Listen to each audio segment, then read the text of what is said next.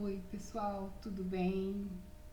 É com muito amor que eu venho nesse mais um dia conversar com vocês sobre os ensinamentos do Mestre Jesus e dos grandes exemplos que nós tivemos nas nossas vidas. Então, para isso, vamos fechar nossos olhos. Vamos imaginar o Mestre Jesus adentrando os nossos lares. Jesus vem de braços abertos. Ele nos abraça, sentimos esse amor que nos envolve. O Mestre Jesus sorri e aquele olhar doce e sereno toca os nossos corações. Nesse momento, a gente se sente criança e pede amorosamente para que o Mestre possa levar as nossas dores, sofrimentos, nossas dúvidas e revoltas, entregando nas mãos de Jesus o que nos incomoda no momento. Pedimos ao Mestre que leve e que, na medida do possível do nosso merecimento, possamos ter o alívio. Jesus nos enche desse amor que nos transforma, graças a Deus. A Galileia, ao tempo de Jesus, era uma região de um clima agradável, formada pelo Lago de Genezaré, ou Lago de Tiberíades, também conhecido como Mar da Galileia. Era composta de várias cidadezinhas lindas, Dalmanuta, Cafarnaum, Magdala. E nessa época, a Judéia em si se encontrava, de certa forma, vivendo um momento um tanto quanto peculiar. Já há um tempo estava dominada sob o domínio de Roma. E o imperador Caio Júlio César Augusto, do nada, começou a se transformar. Começou a se tornar mais dócil, se interessar pela arte, se tornou um verdadeiro poeta, flexibilizando assim a vida desse povo que sofria muito, sob o domínio de vários outros povos. Nesse momento, até o imperador de Roma sentia a aproximação do nosso Cristo planetário, esse que veio nos dar o exemplo de amor. Porque para a chegada de Jesus, toda a terra foi preparada. A energia que ele trazia era de forma tal, transformadora, o amor, que até os Caios, nome difícil, Caio Júlio César Augusto, sentiu. Mas morava em Magdala, a pérola da nossa conversa de hoje. Ela era uma mulher que tinha tudo que o dinheiro pode comprar. A sua mansão, de forma suntuosa, com jardins floridos, cheios de miosótis azuis, lírios do vale, perfumes de acácia. Era feita com escravas vindas da Núbia, servas da Babilônia. Artistas vinham do Egito para trabalhar no palácio dessa pessoa especial.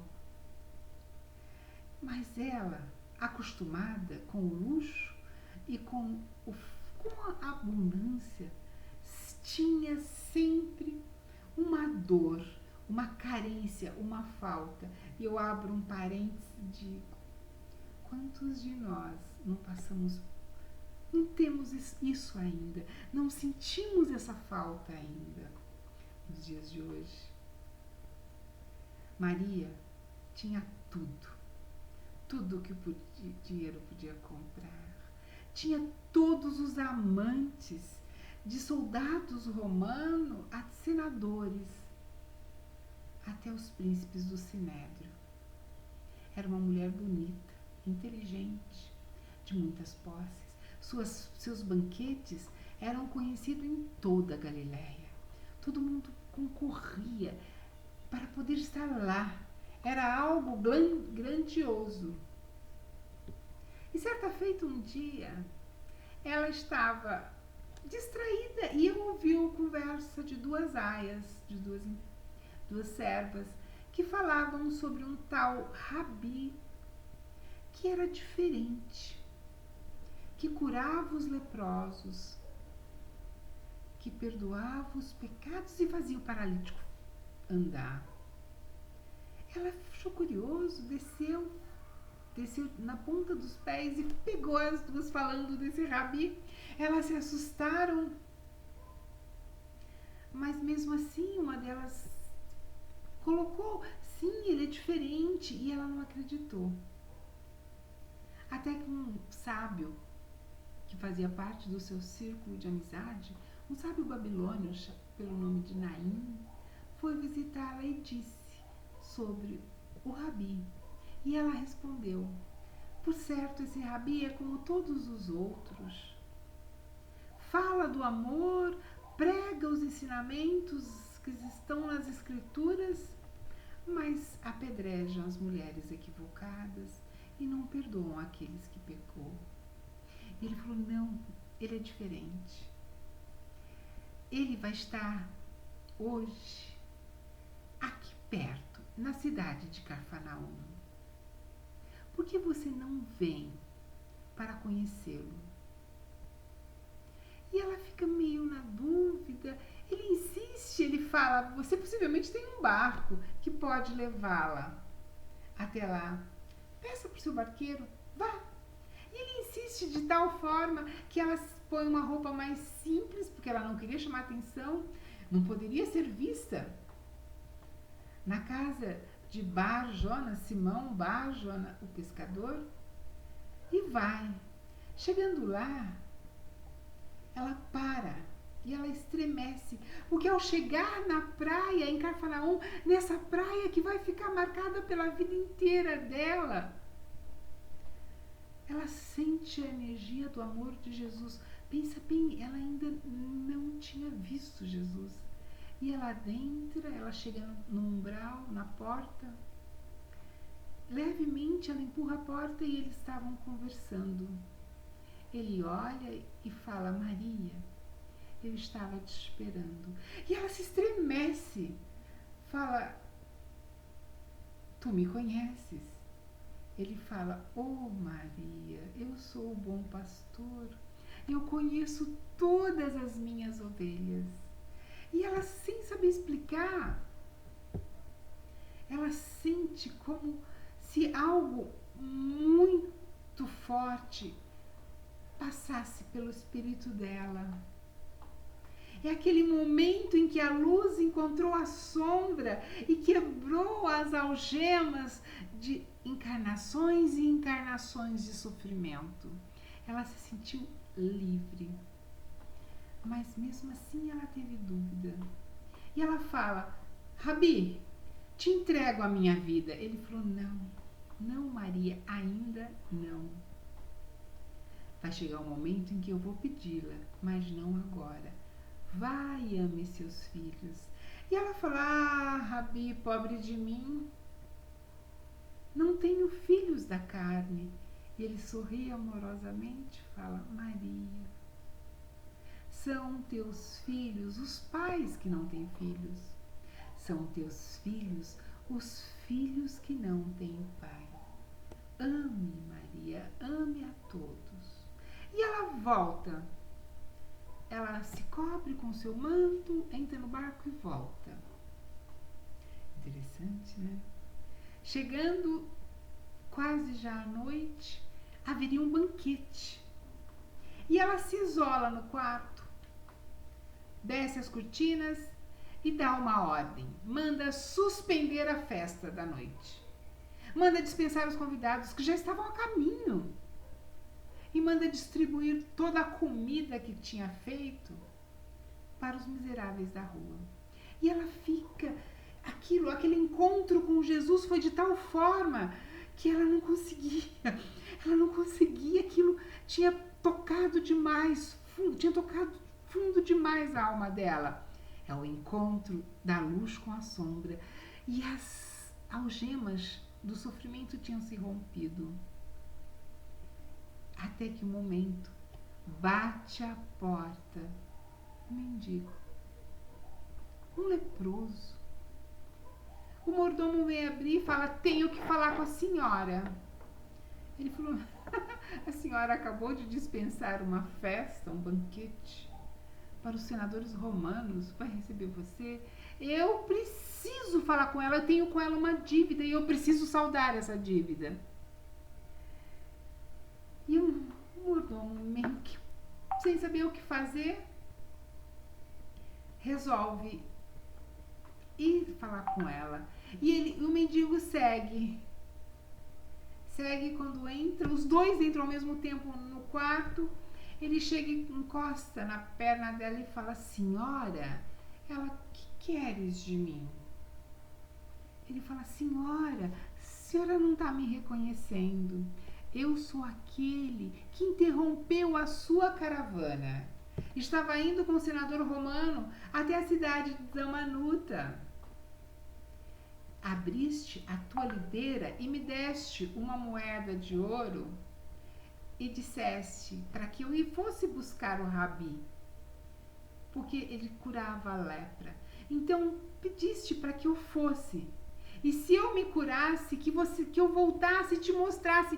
Olha, senhora, nesse momento ele se irradiava de luz, ele rasgou as suas roupas e mostrou: olha, senhora, veja, as ulcerações da lepra se secaram, cicatrizaram. Senhora, eu estou limpo.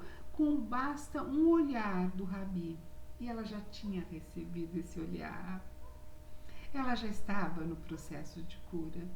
E ela vira e fala: e ele vira e fala para ela: senhora, a minha lepra era na carne, a sua é na alma. Procure o Rabi. E ela fica sabendo que no dia seguinte Jesus seria recebido por Simão, o fariseu. E ela se propõe a ir até lá. E aí Jesus vai chegando na mansão de Simão, o fariseu. Simão espera na porta. Jesus chega com Pedro e João. Simão faz o sinal, mostrando o lugar onde Jesus sentaria. Jesus se aproxima, se reclina no divã que eles usavam, né? Era hábito dos romanos comerem deitado, meio que deitado. E eles achavam que facilitava a digestão, não sei. E aí começa a festa. E sabe aquela festa que começa tediosa? E Simão olhava e falava assim: não é a Rabi. Se fosse o Rabi, teria alguma atitude diferente. Jesus só observando. Jesus, em um momento ou outro, pegava uma fruta seca. E a festa foi indo. De repente, eles perceberam uma algazarra na porta do palácio. E veio uma mulher bonita, descabelada e bem vestida, que se joga aos pés de Jesus. E chora, trazendo no colo um pequeno vidro de alabastro com perfume de olíbano, uma essência rara, caríssima. Ela abre, unta os pés de Jesus e seca com os cabelos. Simão faz um gesto para pedir para que os seguranças tirem ela de lá. Ela já tinha perdido tudo. Ele era uma áspide, uma verdadeira serpente. Ela se levanta e se prepara para o embate moral. Mas Simão não era bobo. Simão sabia que ela o conhecia. E ele se desfaz e vira em direção ao Rabi e fala: não é Rabi. Porque se fosse Rabi, saberia quem é essa que está deixando o meu lar imaculado, sujando o meu lar. Jesus percebendo, Jesus vira e fala: Simão, és fariseu? És um bom comerciante? Ó, mestre, sim, Simão era venal. Pois não? Jesus faz uma... Posso te propor uma questão? Sim, senhor. Haviam 2 devedores. Um devia 50 denários, outro 500. Mas o mestre, o rei, perdoou a todos. Qual dos 2 amou mais? Ó, senhor, sem dúvida o que devia 500 denários. Pois então, Simão, quando eu cheguei, não me deste as águas para a blusão, e muito menos me deste a toalha de linho alvo para secar as mãos e os pés. Esta mulher lava-me os pés com lágrimas, unta com olíbano e seca com os cabelos. Mulher, por amar demais, todos os seus pecados estão perdoados. Maria, nesse momento, acho que, vou abrir um parênteses, caiu a ficha. Ela levanta com uma luz, volta para Magdala, se desfaz de tudo que tinha. E a partir desse momento, passa a estar junto de Jesus. E ela esteve com Jesus pelo amor que ela tinha em Jesus no momento crucial da sua crucificação, no momento em que todos os apóstolos abandonaram Jesus, ela estava lá junto com Maria de Nazaré, sua mãe. Ela foi até a prisão Antônia, a Torre Antônia, em Israel, em Jerusalém. Perdão, Israel ainda não existia. Até Jerusalém, aonde ele ficou preso. E ele falou: Maria, fique tranquila, ainda essa tarde estarei livre. Ela não entendeu que ainda essa tarde ele seria crucificado. E ela volta feliz, achando que tudo seria resolvido. E ela foi. No momento, após a crucificação, o sepultamento, Jesus quis aparecer para ela, porque ela foi o maior exemplo de amor e transformação que temos no Evangelho. Ela apareceu para Jesus, ela sofreu o que a gente sofre hoje, porque é muito fácil é mais fácil a gente mudar do que os outros acreditarem na nossa mudança. Quando ela chegou na casa onde eles se encontravam e disse: ele voltou, ele está vivo, foram unânimes. Se ele voltasse, não seria para você que ele ia aparecer. Por quê? Porque ela era equivocada. Ela era muito parecida com a gente. Ela gostava de conforto. Ela estava habituada com uma vida de luxo. Mas por amor ao Cristo, ela largou tudo. E ela foi abandonada por todos os discípulos também, passando o final da sua vida. Uma mulher bonita e saudável passou a viver num leprosário, no Vale dos Leprosos, levando o ensinamento do Mestre para aqueles desvairidos, para aqueles doentes.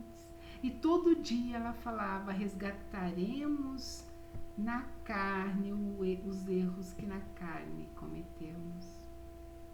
E no final, o próprio Mestre Jesus vem buscá-la, porque do seu desencarne, no momento, ela desencarnou nos braços de Maria de Nazaré, porque quando ela percebeu que o seu desencarne estava chegando, ela faz uma viagem até Éfeso, onde se encontrava Maria e João, mas ela não consegue vê-los vivos.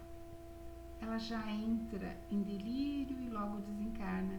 E quando ela desencarna, automaticamente ela é levada para aquela praia. Naquele primeiro momento em que ela encontra Jesus, e ela se vê na praia de Cafarnaum, ela vê as ondas batendo, formando arabescos nos seus pés, ela sente água fresca, ela percebe que ela retornou à sua forma saudável, porque ela morreu leprosa. E de repente ela olha no horizonte, ela vê uma luz. Essa luz se aproxima, se humaniza, é Jesus que diz a ela: Maria, vem, eu quero agora você no meu reino, ao meu lado.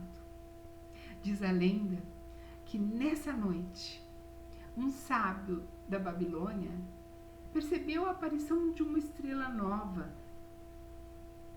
Não era uma estrela, era Maria de Magdala, que entrava nos reinos dos céus como uma luz que brilha nas nossas vidas.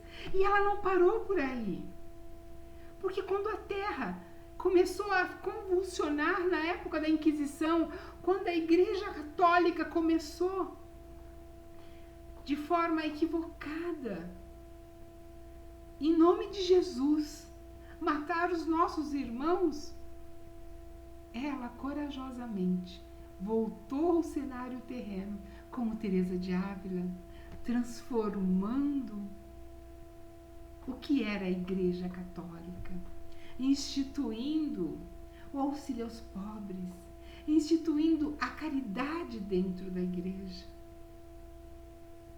Foi uma grande legisladora na Igreja Católica, ficando marcada.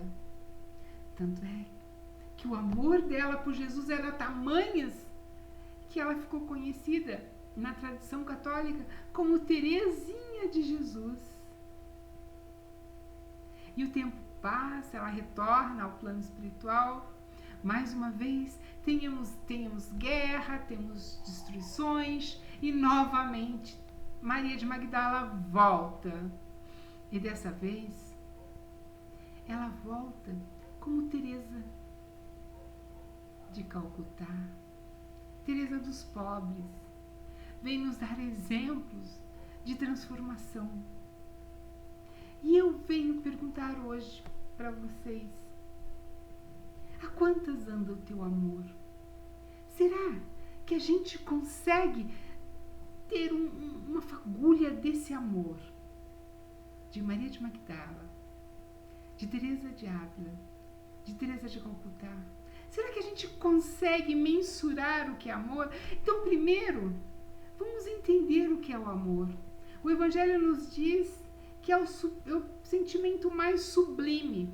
E quando Jesus disse que o maior mandamento era amar a Deus sobre todas as coisas e ao próximo como a nós mesmos, mas se não entendemos o que é o amor, como é que eu posso praticá-lo? Então eu gostaria que a gente refletisse sobre isso. O que é o amor? A quantas anda o meu alto amor? A quantas anda o meu amor para com Deus? Para com esses grandes exemplos? Será que eu sacrifico o meu egoísmo, o meu orgulho em nome de um amor que, se eu não entendo, eu não faço? Então eu venho pedir a vocês que reflitam na vida de Maria de Magdala, na vida de Teresa de Calcutá, na vida de Teresa de Ávila. Todas essas personalidades foram o mesmo espírito de luz que passou a governar a fraternidade do cálice. Essa fraternidade que socorre aqueles que tomaram o último gole do desespero humano. Gente, Jesus nos ama com amor incondicional. Que façamos o mesmo para com Ele. E qual a melhor forma de retribuir esse amor que a gente recebe de Jesus, senão sendo exemplos de transformação humana. Exemplo de amor em ação. Só depende da gente. Vamos entender o que é amor e passar a vivenciá-lo. Não é fácil, mas se começarmos a exercitar, a gente consegue. O amor transforma, o amor constrói, o amor consolida.